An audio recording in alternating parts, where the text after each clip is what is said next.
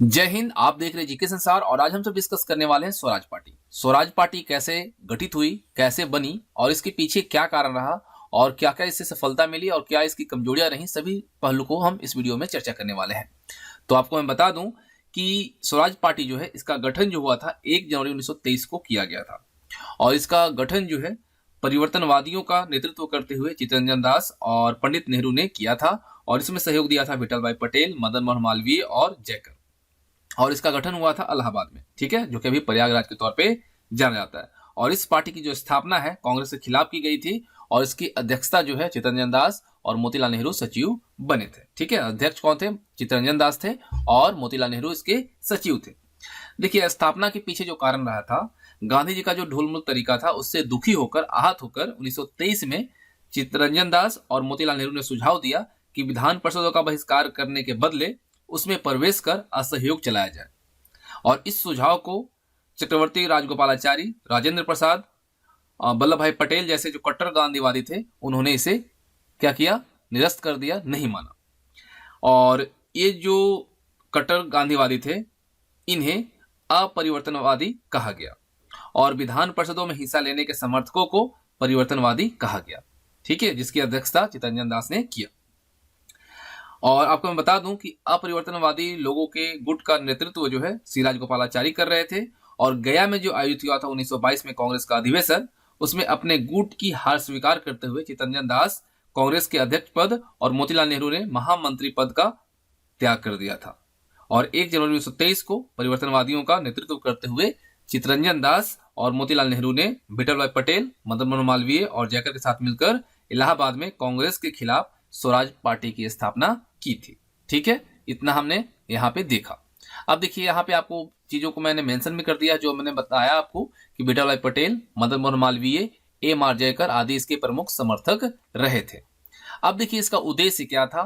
तो उद्देश्य की अगर बात करें तो इसका उद्देश्य जो था वो था शीघ्र अतिशीघ्र डोमिनियन स्टेट प्राप्त करना, पूर्ण प्रांतीय स्वायत्तता करना और सरकारी कार्यों में बाधा उत्पन्न करना, इसका मुख्य उद्देश्य था।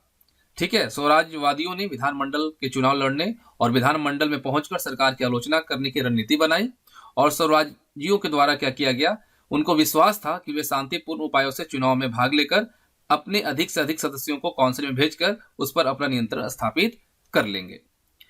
इसमें अगर हम मेन जो उद्देश्य देखें तो स्वराज अथवा औपनिवेशिक स्वशासन की प्राप्ति, सभी चुने हुए स्थानों के लिए चुनाव लड़े जाएं, संविधान को गतिरोध द्वारा भंग करें और स्वराज दल कांग्रेस का ही अंग रहेगा, साथ ही साथ गांधी जी के कार्यक्रम स्वीकार किए जाएंगे। ये सभी इसके मुख्य उद्देश्य थे।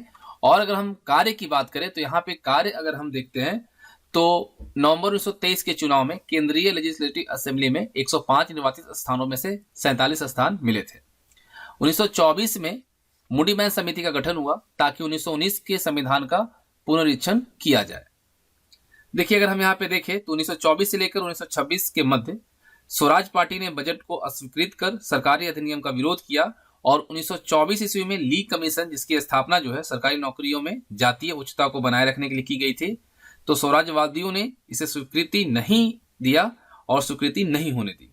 और इसी प्रकार स्वराजवादियों ने मूडीमैन कमेटी, जो कि अभी हम आपको बता रहे हैं, जिसकी स्थापना जो है द्वैध शासन संबंधी विवादों के लिए की गई थी, उसका भी समर्थन नहीं किया। ठीक है, तो यहाँ पे हमने देखा 1925 में विठल भाई पटेल सेंट्रल लेजिस्लेटिव असेंबली के अध्यक्ष यानी स्पीकर निर्वाचित हुए।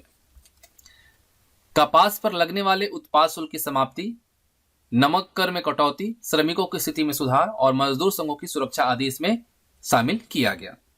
वहीं अगर हम यहाँ पे और चीजों को देखें तो केंद्रीय प्रांतों में जहां पर परिषद में उनका पूर्ण बहुमत था, स्वराजियों ने मंत्रियों को त्यागपत्र देने, साथ ही साथ उन्हें 1919 के सुधार का खोखलापन उजागर किया और प्रांतों में द्वैध शासन की स्थापना को गलत सिद्ध किया कि जो द्वैध शासन स्थापित किया गया है यह गलत है। साथ ही साथ यहाँ पे और चीजों को हम देखें तो शासन व्यवस्था को विफल करने के लिए प्रोत्साहित किया गया और स्वराजियों की राजनीति से ही राष्ट्रवादी प्रांत जो था, राष्ट्रवादी भारतीय, उनको सर्वप्रथम सांसद बनने का सुअवसर मिला। ठीक है, स्वराजियों की राजनीति से ही भारतीयों को सर्वप्रथम सांसद बनने का जो है सुअवसर मिला है।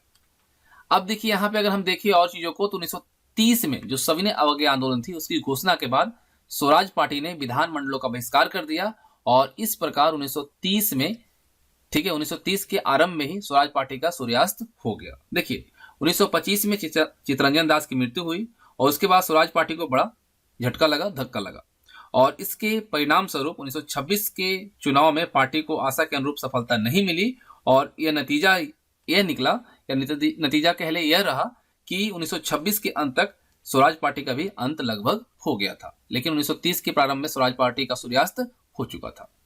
अब देखिए यहाँ पे आती है कि सूर्यास्त तो हो चुका, लेकिन यहाँ पे अगर उपलब्धियां देखिए आखिर क्या क्या इसे सफलता मिली, तो गठबंधन के सहयोगियों के साथ मिलकर स्वराजियों ने कई बार सरकार के विरुद्ध मतदान किया। स्वशासन, नागरिक स्वतंत्रता, औद्योगिकरण के समर्थन में उन्होंने शक्तिशाली विचार जो है अपना प्रस्तुत किया, अपने विचार जो है उसे रखा।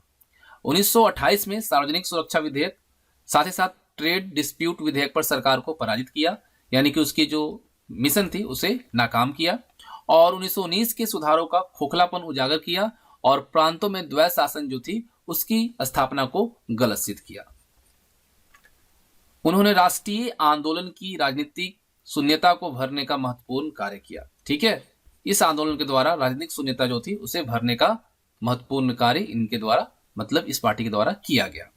अब देखिए कमजोरी की बात करें, हमने उपलब्धियां देखी, अगर कमजोरी देखें तो यह विधानमंडलों के अंदर जुझारू संघर्ष और उनके बाहर राजनीतिक संघर्ष के बीच समन्वय स्थापित नहीं कर सकी। ठीक है, इसका मेन जो कमजोरी रहा यह था कि विधानमंडल के अंदर जुझारू संघर्ष और उनके बाहर राजनीतिक संघर्ष के बीच समन्वय स्थापित नहीं कर पाई, और विधानमंडल की शक्तियों एवं विशेषाधिकारों का पूर्ण उपयोग करने में भी असफल रही।